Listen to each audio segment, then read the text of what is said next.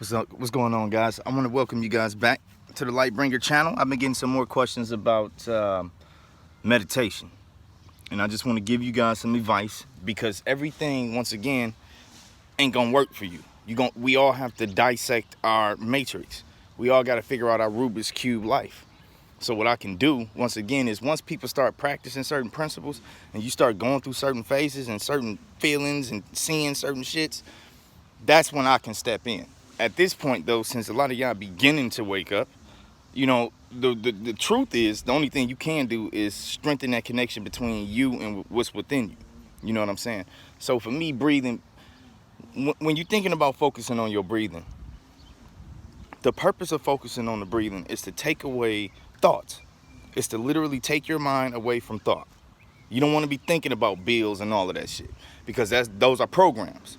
It's taking you away from consciousness. You don't want to be thinking about your relationship or some argument or some idiot that cuts you off in traffic. That's not. So when you're focusing on breathing, when you're focusing on certain chants like the Om chant, look that up. The monks use that. That's one of those things where it stimulates a portion of your brain to a point where certain chants actually stimulate chemicals in the brain, which helps you induce the spiritual effect of hallucinating, of traveling. All right, so it's many different methods. Some people use drugs, psychedelics. Some people don't have to do that. You know what I'm saying? It's really about figuring out what's actually a fact and helping you evolve, and then figuring out what will actually help you as an individual evolve, period. When you listening to, it's not even just the Om chant. If you're listening to any type of universal frequency, all of this is built under the foundation of controlling the program that is your mind, so that consciousness can seep through. One of the things that came to me recently was, and it came through a friend actually, not every thought that comes to you is bad. Just because these aren't your thoughts, that does not mean you can't make them useful. Some of them. So what you actually want to start dissecting as you meditate is not just why are you having these thoughts when you're focused on breathing, when you're focused on connecting within, when you're focused on the music, when you're focused on whatever chant you resonate with. You're going to be asking yourself like, damn, why is my brain going in these other directions while I'm doing this? You really have to come to a conclusion that your mind is not trained. And it's not trained in a way that can be productive for your life. And you have to retrain your mind to become conscious. Consciousness ain't about learning something new. It's unlearning all of the slave mind tricks they put on you. This is why I try to teach you about etymology and things of that nature. You need to know the words you're speaking if you're trying to manifest some shit. This is just a fact. So, you know, it's many levels to the game. Y'all can start with the meditation. You can start with the etymology. You can start with whatever you want to start with. The truth is this, though. If you conscious, man, I don't know if some of y'all heard about the Akashic records. Obviously, I can talk about any of this shit. I'm a student of God, period. But anyway, the Akashic records, that's universal consciousness, all right? So this is consciousness that is dialed into all of our DNA, our genetic code. DNA and genetics, that's some really precious material right there. That everything in that lineage is passed down through that code. And this is one of the reasons why we ain't even figured out how to crack the DNA code yet. You know what I'm saying? Or if we did, they not telling us. But whatever the case, what I'm trying to tell you was this.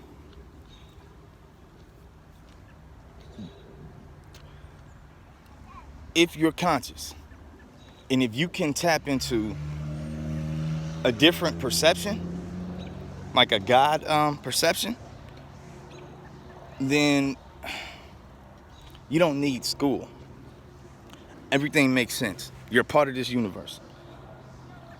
You wouldn't need somebody to teach you how to live and be productive in life, because you'll be following that voice within you.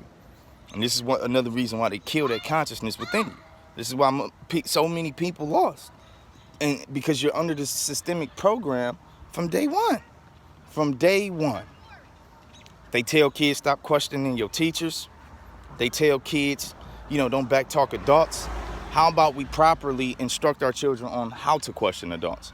I don't know one perfect adult. So why would you take away a kid's imagination or power? It's about educating the child on how to question an adult. They have that right. You feel me? I mean, from school to church to just all of this shit, man. Like, we program our children and each other to never dream, to never really think. Only regurgitate what you've been told. And a lot of this shit is a lie. You know what I'm saying? So, once again, I call it the game of life for a reason, because this shit is a fucking game, bro. If y'all don't see that, man, I don't know.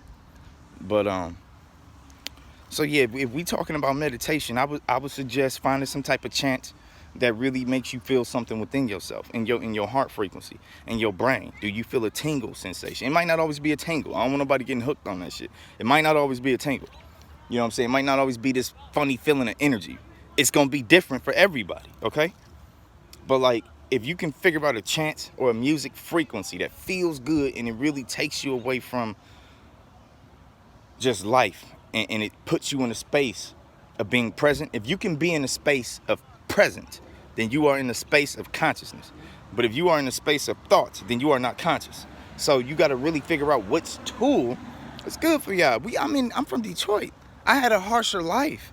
I've studied many gods. I've been in many circles. So I was able to acquire different knowledge differently. If y'all at the beginning of your journey, and you've been brought up under one way of thinking and going to church, paying your tithes all your life, you got to understand that you ain't even put enough time chasing God down to even be asking certain questions. At this point, you need to practice strengthening that control over your mind, because that's not your mind. So y'all really need to be doing that. Now, if anybody needs like maybe some recommendations as far as certain music that might help me tune out, I'm big on nature. We all come from this. So for me, I connect with nature. Water, wind, birds chirping. I listen to the chant.